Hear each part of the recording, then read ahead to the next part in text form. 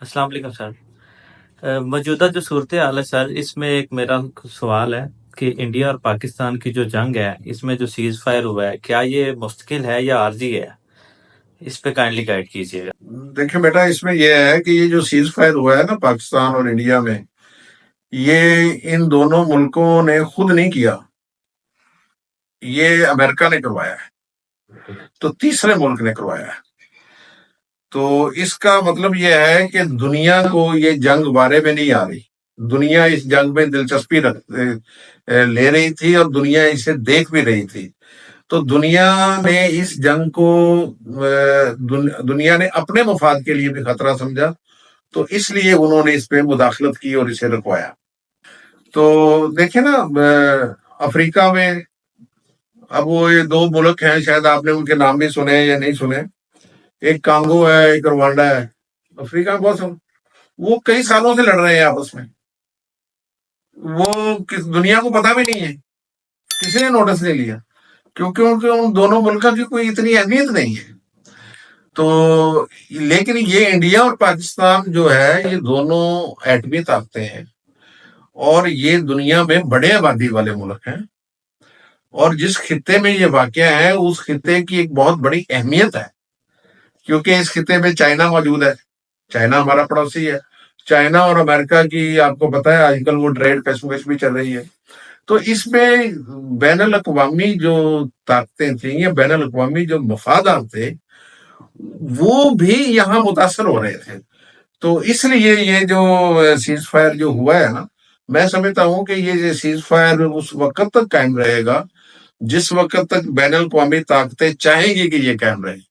اب اگر cease fire کسی جگہ ڈسٹرب ہوا تو پیچھے کہیں نہ کہیں کوئی نہ کوئی بین الاقوامی کسی اسٹیبلشمنٹ یا کسی سازش کا کوئی نہ کوئی پہلو ہوگا کہ وہ کسی کو جو ہے نا جی اکسا کے اسے ختم کرائے، ورنہ یہ سیز فائر مجھے یہ قائم ہوتا ہوا نظر آ رہا ہے سرے دست، میں یہ کہہ سکتا ہوں۔ سر میرا سوال یہ کہ کیا انڈیا اور پاکستان کوئی ایسا مسئلہ ہے جس کا حل صرف جنگ کے ساتھ ہی ہو سکتا ہے؟ جی ڈاکٹر صاحب یہ آپ کا بڑا اہم سوال ہے کہ یہ وہ کون سا مسئلہ ہے جو انڈیا اور پاکستان کے لیے جنگ لڑنا ہی ضروری ہے۔ ان دونوں ملکوں کی جو لیڈرشپ ہے نا، جو سیاست ہے، اس کے مائنڈ سیٹ کو آپ کو تھوڑا سا پڑھنا پڑے گا۔ دیکھیں ہمارے یہاں جو ہے نا، بینگ اے پاکستانی، یہ آپ بہتر سمجھتے ہیں آپ نوجوان، کہ ہمارے قوم کے اندر انڈیا کے خلاف اس قسم کی نفرت نہیں ہے کہ ہم پاکستانی ہم چاہتے ہیں کہ ہم انڈیا کو تباہ کر دیں یا ہم ہندوؤں کو تباہ کر دیں۔ ہماری قوم میں نہ اس بنیاد پر سیاست کی جاتی، ہماری جو سیاسی جماعتیں ہیں وہ اب انڈیا کی مخالفت کی بنیاد پر لوگوں سے ووٹ نہیں لے رہی، نہ لوگ ووٹ دے رہے ہیں۔ ہمارے ملک میں یہ ایک پازیٹیو علامت آئی ہے کہ ہمارے ملک میں مذہبی انتہا پسندی کی بنیاد پر بھی سیاست نہیں ہو رہی، مذہبی انتہا پسندوں کو لوگ ووٹ نہیں دیتے ہمارے یہاں، مذہبی جماعتوں کو، اور نہ ہی انڈیا کی مخالفت کی بنیاد پر صرف کوئی ووٹ ہم سے لے سکتا ہے جی کہ مجھے اس لیے ووٹ دے کہ میں انڈیا کو تباہ کر دوں گا بم مار کے، اور میں جناب لال قلعے پر جھنڈا لگا دوں گا۔ تو اس بنیاد پر لوگ جو ہے نا جی ووٹ نہیں دے۔ لوگوں میں ہمارے جو لوگ ہیں وہ سیاسی طور پر زیادہ باشعور ہو گئے ہیں، یہ ووٹ کر رہے ہیں سیاسی جماعتوں کو اپنی ویلفیئر کے لیے، ملک کی ویلفیئر کے لیے، بہتر مستقبل کے لیے۔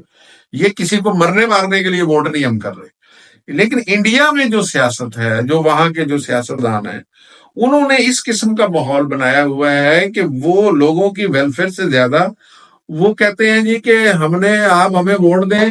ایک تو یہ ہے کہ آپ دیکھو نا، یہ اس وقت جو وہاں بی جے پی برسر اقتدار ہے نریندر مودی، اس کا کیا ایجنڈا ہے؟ اس کا وہ ان کی جو آر ایس ایس ہے، ان کی جو مذہبی انتہا پسندوں کی جماعتیں انہیں سپورٹ کرتے ہیں، وہ کہتے ہیں جی ہم ہندواتا جو نظریات ہے، ہندوازم کا جو نظریہ ہے، اس سے سپرمیسی حاصل ہے۔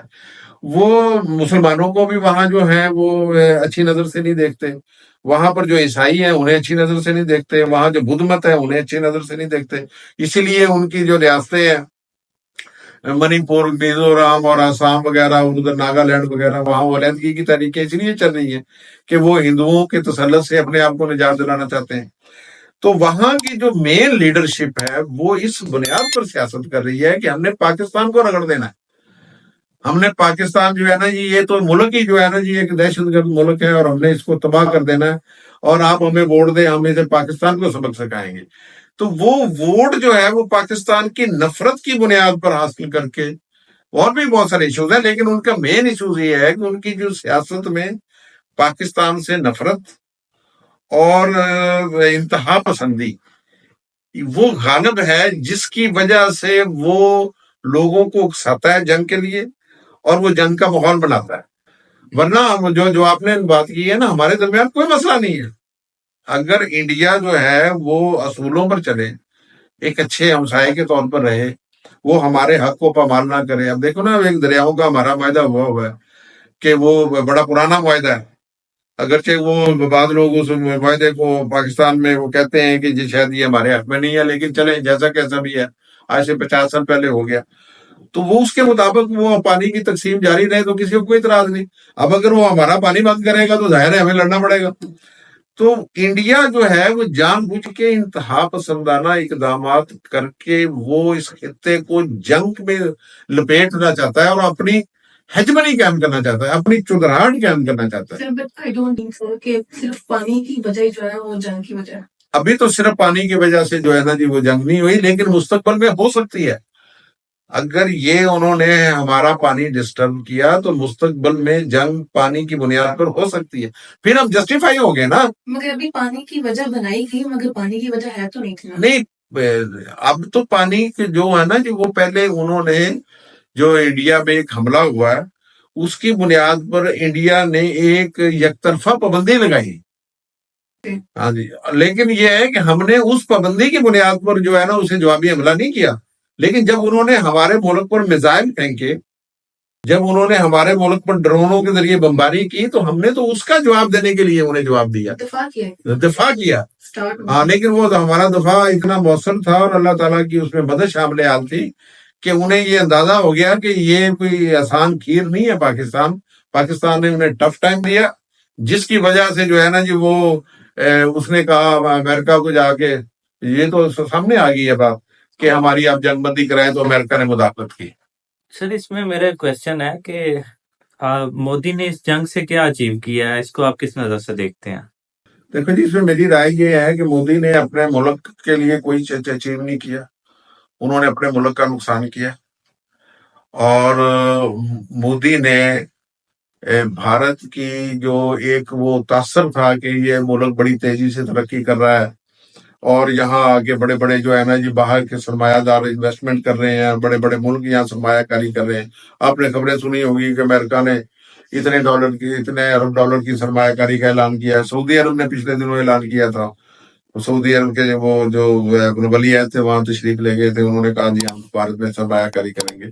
لیکن بھارت نے تو خود اپنا وہ جو ہے نا جی وہ اپنا وہ جس طرح کہہ لیں کہ انہوں نے تو اپنا ماحول ہی جو ہے نا جی وہ بدل کے رکھ دیا ہے۔ دیکھو جہاں جنگیں ہو رہی ہوتی ہیں نا وہاں کاروبار نہیں ہو رہے ہوتے۔ تو بھارت نے، میں سمجھتا ہوں کہ اس نے اپنا زیادہ نقصان کیا ہے مودی نے، جس کی وجہ سے بھارت میں ریئیکشن ہے۔ مودی پہلے ہی جو پچھلے ابھی حال ہی میں جو الیکشن ہوئے ہیں، میرا خیال شاید سال بھی نہیں ابھی گزرا، تو اس میں مودی کی سٹرینتھ کمی واقع ہوئی تھی، وہ کانگریس نے زیادہ سیٹیں لی تھی، اب مودی بہت باریک یعنی کہ تھن میجورٹی سے جو ہے نا گورنمنٹ کر رہا ہے۔ تو اب میں سمجھتا ہوں کہ اس نے اپنا نقصان کیا ہے۔ میرے آپ دیکھیں گے کہ آئندہ آنے والے دور میں انڈیا میں جو ہے نا مودی کی سیاست کو جو ہے نا جس میں دھچکا لگے۔ سر میں آپ سے پوچھنا چاہتی ہوں کہ دنیا میں بہت بڑی بڑی جنگیں ہوتی رہی ہیں، تو کیا جنگ سے بھی کبھی کوئی مسئلہ حل ہو پایا ہے؟ بہت اچھا سوال ہے۔ دنیا میں دیکھیں نا، آپ نے سنا ہوگا کہ 2 تو عالمگیر جنگیں ہو چکی ہیں، ایک پہلی عالمگیر جنگ ہوئی، دوسری عالمگیر جنگ ہوئی، تو اس سے پہلے بہت بڑی بڑی جنگیں ہوتی رہی ہیں۔ ایک دور میں جو ہے نا جی اپنا یورپ کی ہسٹری ہے کہ فرانس اور جرمنی جو ہے نا یہ آپس میں دشمنی میں رہے ہیں۔ شاید آپ کے لیے یہ مطلب ہے کہ یقیناً ہم نے پڑھا ہوگا، لیکن شاید جنہوں نے نہیں پڑھا ان کے لیے نہیں خبر ہو۔ اور ان کی ایک جنگ جو ہے وہ تاریخ میں 100 سال جاری رہی ہے، اور اس کے بعد پہلی عالمی جنگ بھی انہوں نے لڑی آپس میں، دوسری عالمگیر جنگ بھی انہوں نے آپس میں لڑی۔ لیکن آج فرانس اور جرمنی دونوں ایک پلیٹ فارم پر نیٹو میں بیٹھے ہیں، یورپ میں سارا اتحاد ہو گیا۔ اس کا رزلٹ یہ ہے، جو مطلب ہے کہ انالیسس کا رزلٹ یہ ہے جو آپ نے سوال کیا ہے، کہ جنگ نے کسی مسئلے کو کبھی حل نہیں کیا۔ جنگ خود ایک مسئلہ ہے اور اس کے نتیجے میں کئی مسائل پیدا ہو، اس میں انسانیت تباہ ہوتی ہے، اس میں بے گناہ لوگ مارے جاتے ہیں، اس میں ملک تباہ ہو جاتے ہیں۔ بالآخر بات چیت کے ذریعے ہی تمام مسائل کا حل نکلتا ہے۔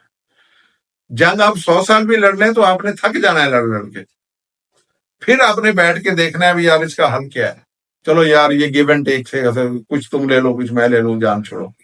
اور پھر ہم نے دیکھا ہے کہ وہ جو میں نے اب پہلے بات کی ہے کہ جو فرانس اور جرمنی جو کسی دور میں جو اتنے بڑے دشمن تھے، آج وہ دونوں بھائیوں کی طرح جو ہے نا نیٹو کے پلیٹ فارم پر بیٹھے ہیں، اور پورا یورپ جو ہے نا جی وہ خوشحالی کا سفر آگے کر رہے ہیں۔ وہ آپس میں نہیں لڑ رہے، وہ اکٹھے ہوئے کہہ رہے ہیں اگر ہمیں کسی نے ڈسٹرب کیا تو ہم نیٹو کے طور پر جو ہے نا جی وہ دفاع کریں گے۔ تو آج دنیا جو ہے، یورپ کیوں ترقی کر گیا ہے؟ یورپ اس لیے ترقی کر گیا ہے کہ 1945 کے بعد، 1945 میں ہوئی تھی دوسری عالمگیر جنگ، اس کے بعد وہاں جنگ نہیں ہوئی، اس لیے وہ ترقی کر گیا ہے کہ اس کے بعد وہ صنعتی انقلاب کی طرف چل پڑے، کاروبار کی طرف چل پڑے، خوشحالی کی طرف چل پڑے۔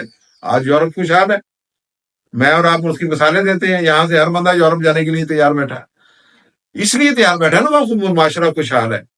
اگر فرقیہ یہ ہے کہ ہم میں سے کون سے لوگ ہیں ان علاقوں پہ جانا چاہیں گے جہاں جنگ ہو رہی ہوتی ہے۔ تو یہ بیٹا جنگ کسی مسئلے کا حل نہیں ہے، اور ہماری ہسٹری نے یہ بتایا ہے۔ ہاں جنگیں کسی مقصد کی خاطر ہو، کسی دفاع کی خاطر، کسی بڑے مقصد کی خاطر، تو پھر ان سے مقصد اچیو ہوتے ہیں۔ جو بظاہر مطلب اپنی چودراہٹ قائم کرنے کے لیے جنگیں ہوں، جس طرح کہ انڈیا نے اب ہم پر مسلط کی تھی، اس قسم کی جنگوں سے قطعاً کوئی فائدہ نہیں ہو سکتا، نہ کبھی ہوا ہے اور نہ کبھی ہوگا۔